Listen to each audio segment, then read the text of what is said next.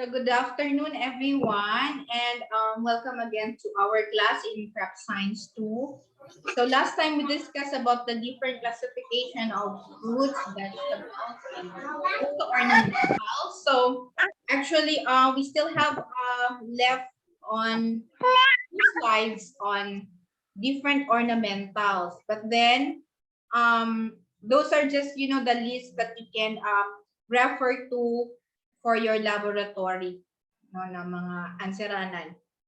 So now let's proceed with our midterm, which is vegetable crop production. So in this module, we're going to discuss the following common vegetables in the Philippines.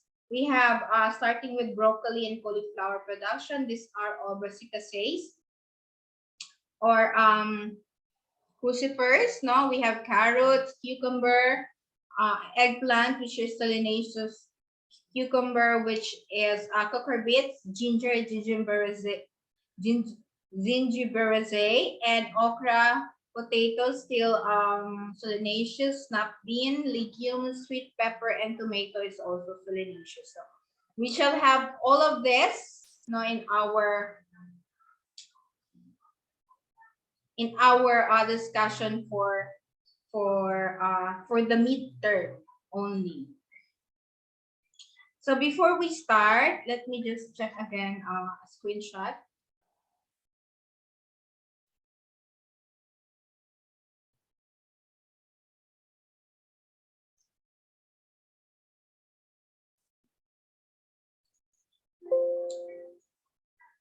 Okay, so we will actually, before we start, please try to answer the quizzes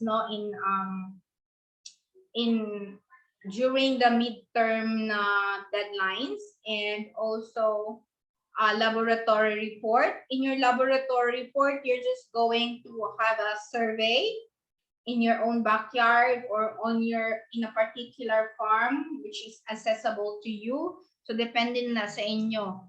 And in lieu for that, for example, you cannot access to because of the pandemic, you can just watch videos online and report the photo or video. So make the documentation of what you have seen and also what you have visited. And you show the different vegetable crops and describe the best practices that they are doing in the farm.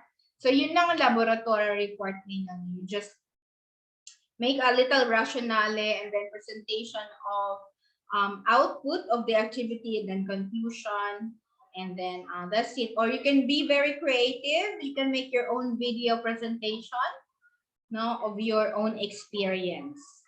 And if you can also plant, or you can have your own vegetable garden, or halimbawa tomato garden, for example.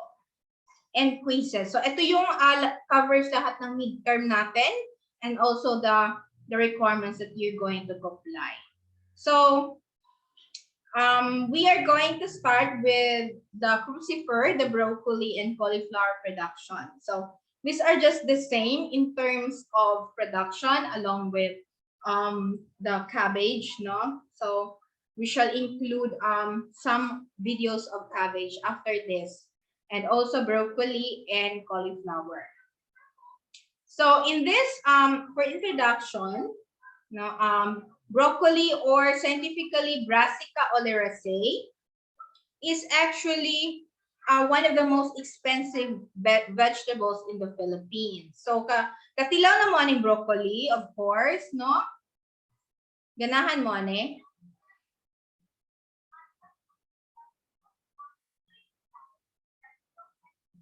Do you like broccoli? Pa may katila anak, ma'am. Ano yun siya, ma'am? Parang bulaklak na kulay green. Ay, para sa para sa gaya ng cauliflower. Color green. Color. Green. Yeah. Yung ginagamit sa chop suey. Yes, exactly. So as well as Yung white naman ay ano yon, cauliflower. No? Okay, moving on. We have also, we use this broccoli. We can actually cook it by boiling, steaming, or stir fried, okay, with other vegetables, no? Like the one that have been mentioned, yung chop suey natin, no? And it's very nutritious, very high in vitamin A, vitamin C, calcium, iron, and thiamine. At saka riboflavin and niacin, yung very important sa growth and development. And also we have, we cultivate broccoli in the Philippines for about 207 hectares. Medyo maliit lang, no?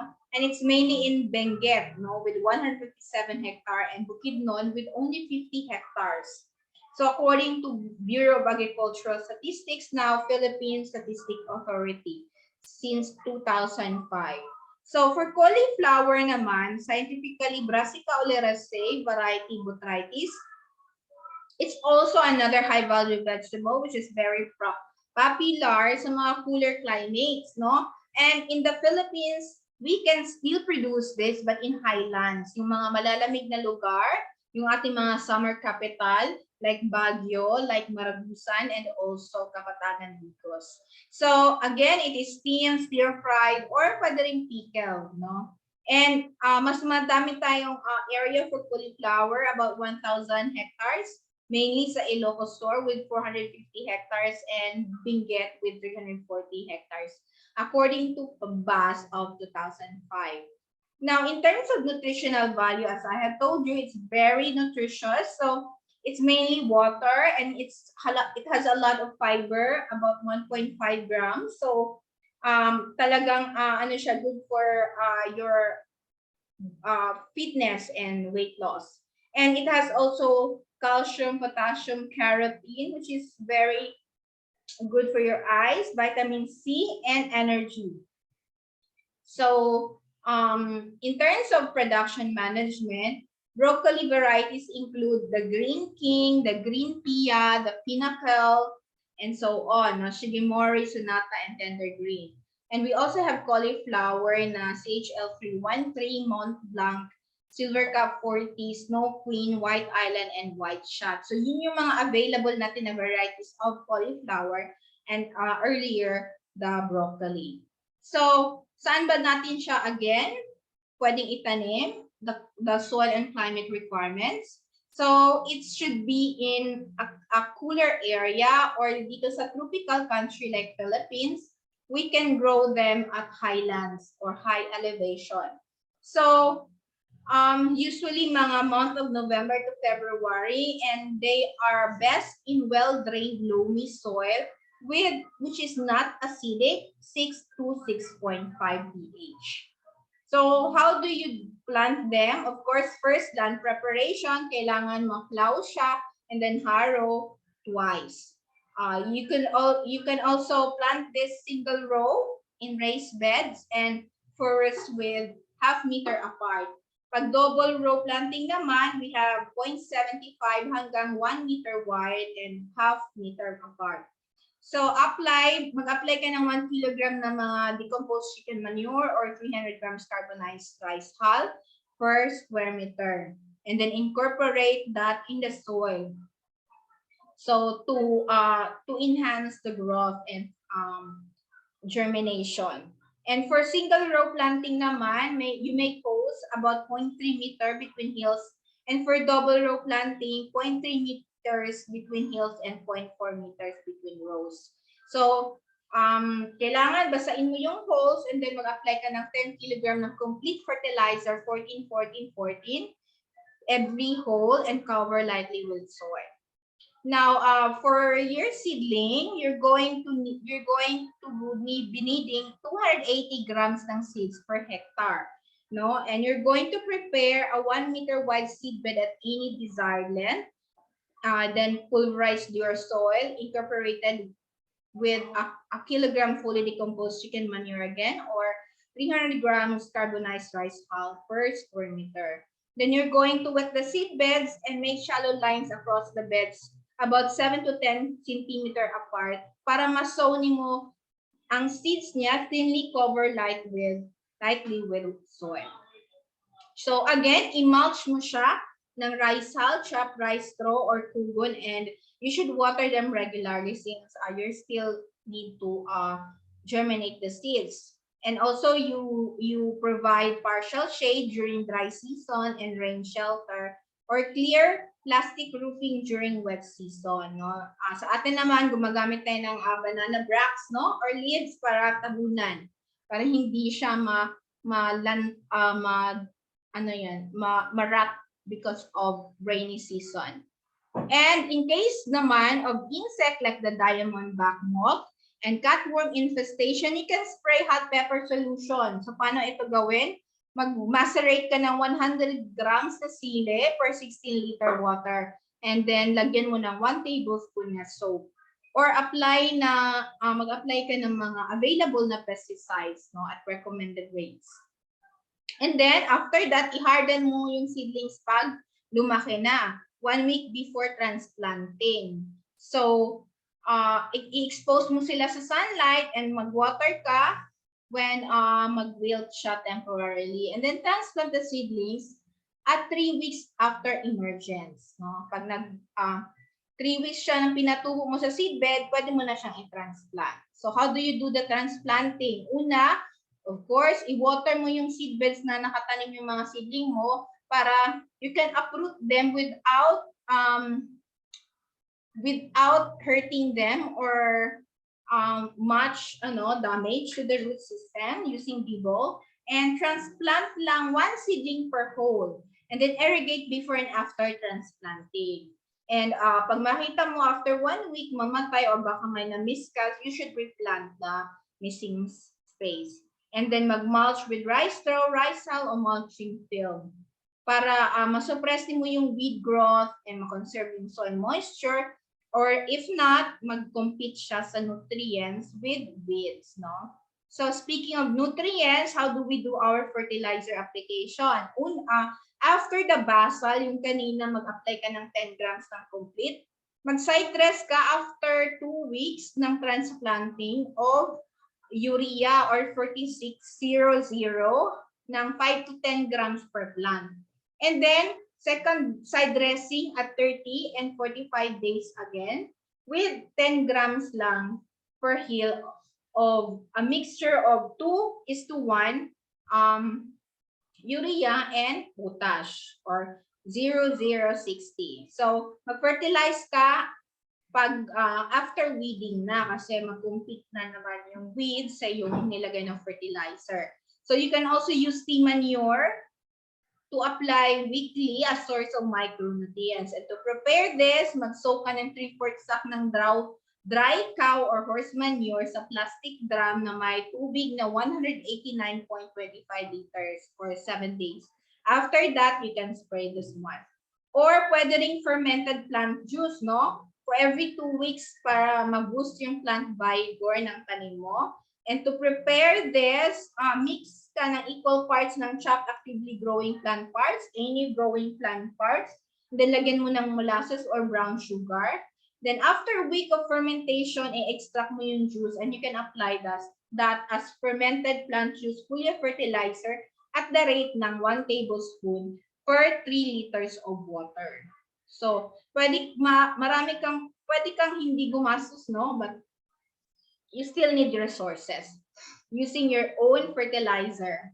So, of course, another important for the growth of vegetables is yung irrigation. So, irrigate natin ang field weekly by furrow irrigation or 2 to 3 times a week by sprinkler. So, pag walang masyadong ulan, no? Kasi baka rain-fed. So, kung rain-fed ka, pwede naman, pero kailangan pag tuyo na, mag-irrigate ka talaga using sprinkler. And so, for the pest and disease management naman, we have these different pest diseases and insects, no? Una, dumping off. So, anong gagawin natin? This is a disease caused by fungi. So, i-drench mo ang seedbed with fungicide before sowing, no? Para i-regulate mo drain watering, dapat well drained siya para hindi magtubo yung mga or dumami yung fungus. Another one is the black rot. So dapat mag-crop rotation tayo. As I have said noon, pag mag-crop rotation or pag intercropping, huwag gumamit ng the same family na vegetable. So like broccoli and cauliflower, they're just in the same family. So huwag mo siyang isabay or i-rotate. So halimbawa mag-legumes ka, the best mo talaga i-rotate at intercrop yung mga legumes. So pwedeng mag-cauliflower ka ngayon, then mag-peanut or munggo, o next na naman ay broccoli. Yeah, then legumes na naman. So another pest is the diamond back moth, no? But before that, soft rot din, no? So ang gagawin mo dito, i-uproot and burn. And you do crop rotation. For diamond back moth naman, you remove the bun debris of the previous crop or mag-spray ka ng BT or Bacillus thuringiensis spray or any pesticide. And then the cabbage looper, spray with hot pepper solution lang, no? Yung BT spray or pesticide spray na commercially available. Same with cabbage webworm and aphids, mag-spray ka lang ng hot pepper solution or pesticide. So, kailan tayo mag-harvest? About May 45 days, 2 months, no? Depende sa climate. But exactly when the curds o yung kanyang broccoli are well formed. Include portion also of the stems and leaves. Makikita nyo mamaya sa ating video after this. And if possible, tuwing umaga tayo mag-harvest para ma-avoid ang high temperature and maintain good quality of the curd. Yung iba, you use top icing pa nga, no? Or 2 to 4 inches layer ng crushed ice at the top of the pallet para ma-pre-cool yung produce at ma-prolong yung shelf life. So, ayun. So, bago tayong magtanim ng cauliflower, alamin natin ano ang magkano ang kailangan nating kapital at magkano din natin kikitain. So, for the cost and return analysis, our labor cost is amounting or total to 34,000. Medyo malaki, di ba? Of course. And ang materials natin also totals to 51,400 for a total of 85,940. Magdagdag ka pa ng contingency na 15% in case of my unexpected na expenses, so which is 15% of 85,000 is 12,000 something. So for a total of 98,831 yung gagastusin natin ng capital. But yung gross income naman natin, if we are going to have 15 to 20 tons per hectare na harvest, and then multiply natin sa 30 pesos per kilogram na price, na farm gate price niya. So, ang gross income natin aabot from 450,000 hanggang 600,000 naman. Malaki, di ba? So, may net income tayong 351,000 to 500,000. So, half millionaire ka na one cropping lang, no? From 1 to 2 to 3 months. But then you need also a lot of, of course, good luck with climate and pest, and also high capital, no? So, before we proceed with our video presentation, do you have any questions or clarification regarding sa production practices natin dito? So, by the way, this resource is from PICARD, no? Philippine Council for Agricultural Research and Development. So let's try to look this one. Although this is from other country, we also have from the Philippines, pero this is also another very interesting. No, but before that, let me just check our attendance.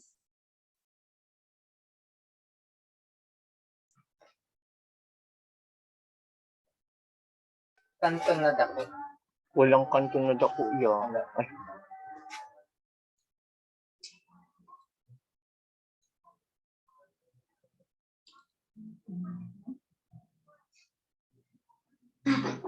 Hindi kaya.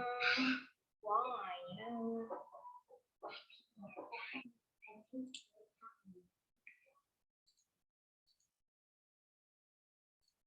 Ay.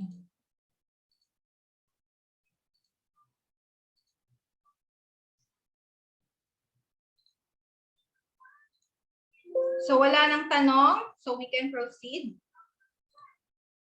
Okay?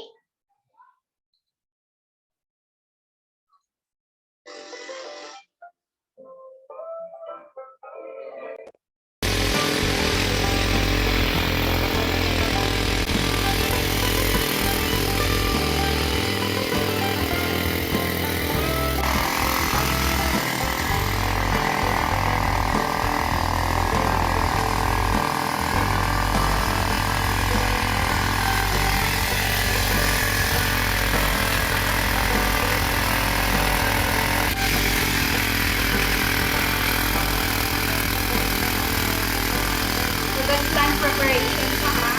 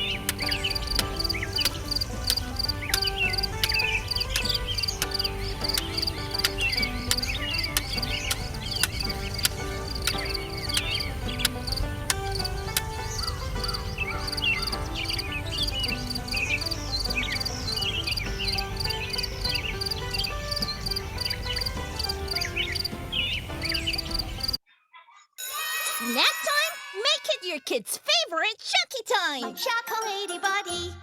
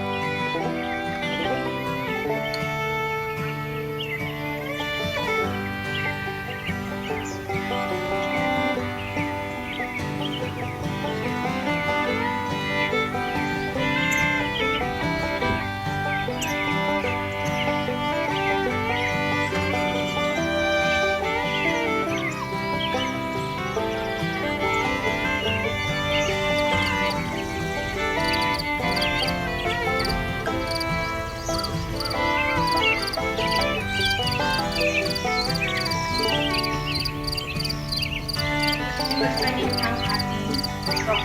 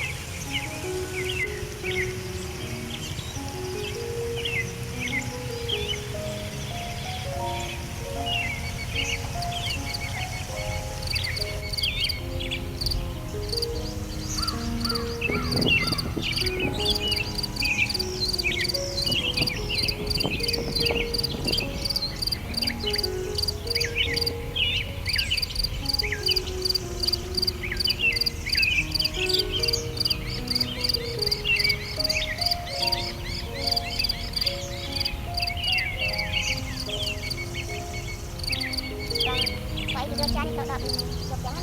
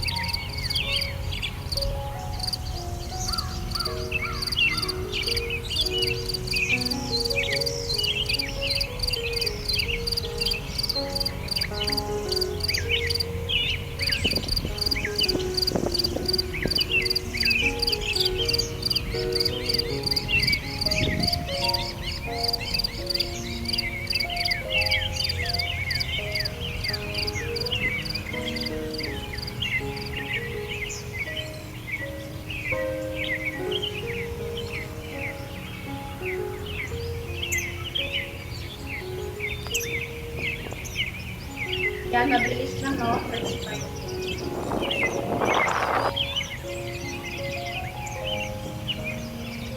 Pero meron silang drip irrigation.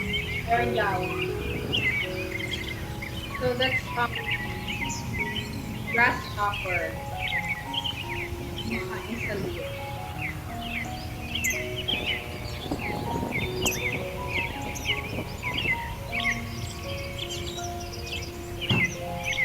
So at the same time, nag-ano din silang melon.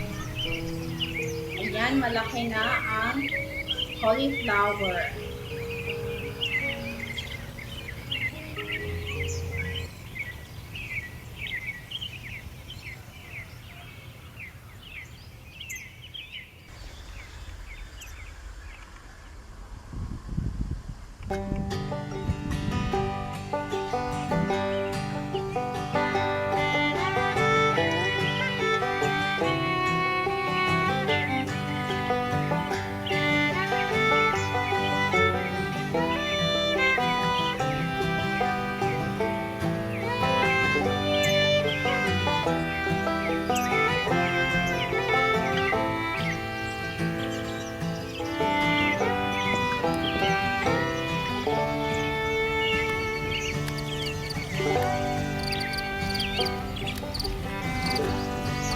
Yan, pwede na harvest.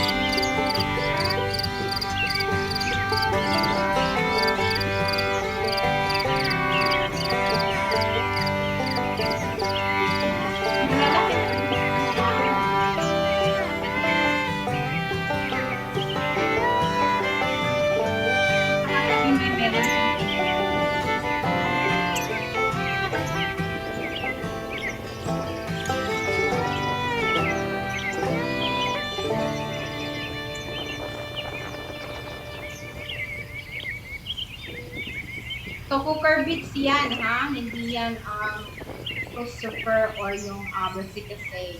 So okay lang sila itabi kasi hindi sila magka-family.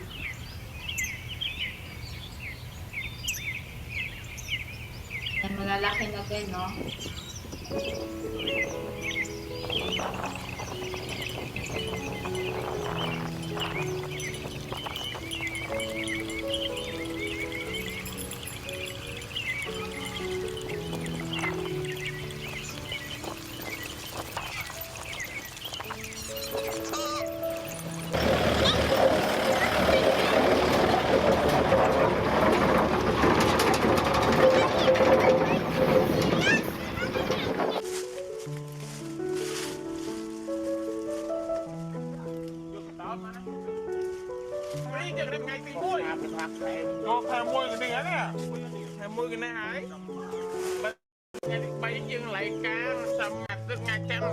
Malalaki na.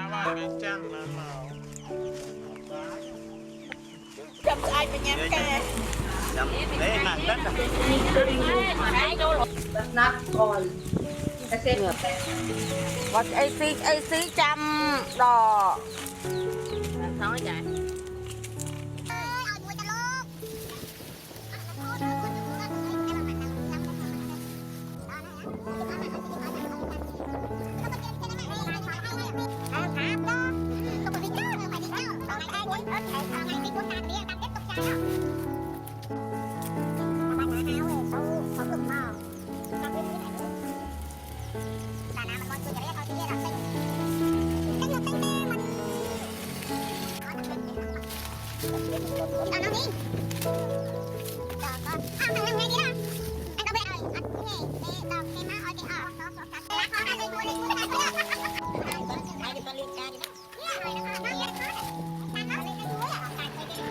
And so you can use the leaf also para tabunan siya para hindi masira post harvest.